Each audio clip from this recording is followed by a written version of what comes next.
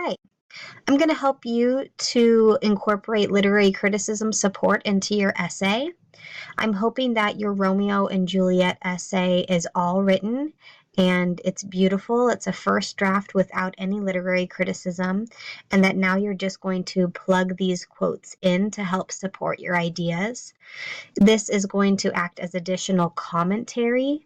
It's supporting your analysis, and it should only strengthen what you have already written. There's not necessarily a set structure for this process. You have to include 3 different pieces of evidence from the literary criticism, but it can be that you put, and it all depends on whether or not you have 2 body paragraphs or 3 body paragraphs. So if you have 2 body paragraphs, it's going to have 2 literary criticism quotes in one paragraph and 1 in the other. If you have 3 body paragraphs, you can do 1 in each body paragraph, or you can do 2 in one and 1 in the other and none in the third. It's totally up to you. What I really want you to think about is, how do these pieces of evidence from the literary criticism, how do they support what I'm saying? So don't worry so much as the structure, but think about, what is your argument and how is this going to support your argument?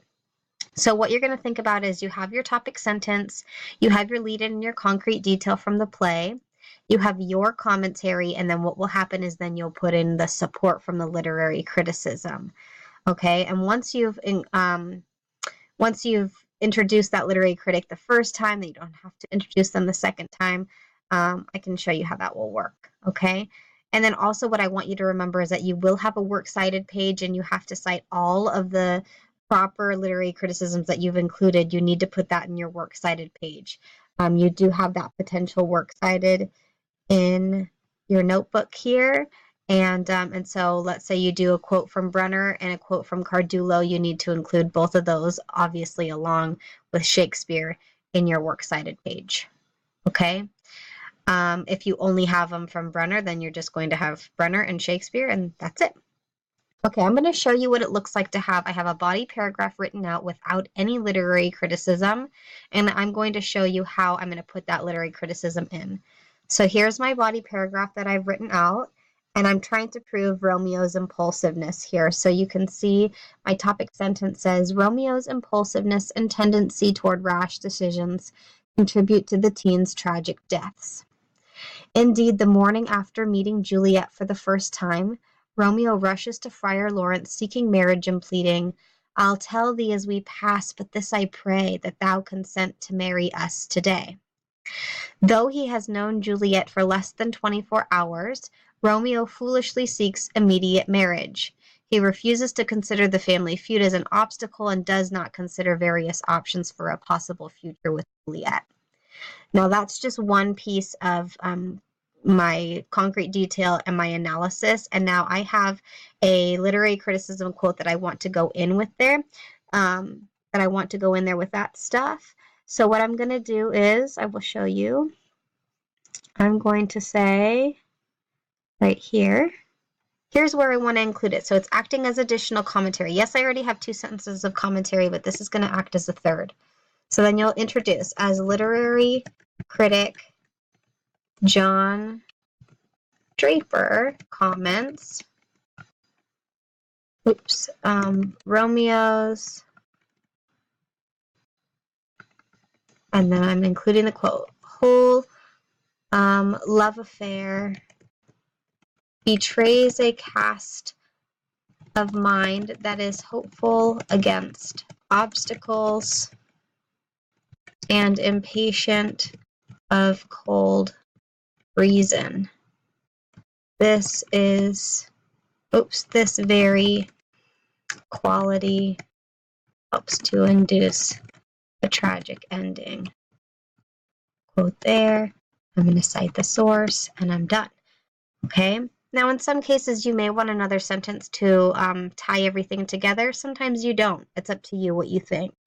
So you can see, I said, as literary critic John Draper comments, Romeo's whole love affair betrays a cast of mind that is hopeful against obstacles and impatient of cold reason. Impatient goes with my foolish decision there. This very quality helps to induce the tragic ending. So that proves my point, and it just gives me additional support and that just makes my argument stronger. Okay, so then we continue. Romeo's impetuous behavior is further exemplified in his decision to poison himself upon hearing the news of Juliet's death. Without verifying the truth of Balthazar's news, Romeo convinces the apothecary to sell him a dram of poison and says, "Come cordial and not poison, go with me to Juliet's grave, for there I must use thee." Romeo's impulsive decision to commit suicide to be with Juliet in death is evident in this determined statement. So then here I have another concrete detail from the literary criticism that I feel supports my point, and it's just going to act as additional commentary. So I will say, indeed, as one Shakespearean critic notes, Romeo never inquires what his servant or Friar Lawrence knows about the circumstances surrounding the death of one so young as Juliet. And then I'm going to cite it. This is Cardulo. Okay. And again, I don't feel like I need to add anything else. It's self-explanatory there, so you can see how this is my additional commentary. Indeed, as one Shakespearean critic notes, Romeo never inquires what his servant or Friar Lawrence knows about the circumstances surrounding the death of one so young as Juliet. Romeo's impulsive foolishness contributes to the final tragedy. Okay, and that's it. So you can see how this just strengthens what I've already written, makes my point stronger, and helps me to argue this better. So once you've found the right literary criticisms, it's just about putting them in the right spot and bridging them if you need to with sentences to explain how everything flows. But then remember, so for me, I'm going to have Cardulo and I'm going to have Draper in my works cited page in addition to Shakespeare. Okay, and I also, of course, need to add another literary criticism support so that you have 3, but I just wanted to show you what that looked like. Okay, good luck.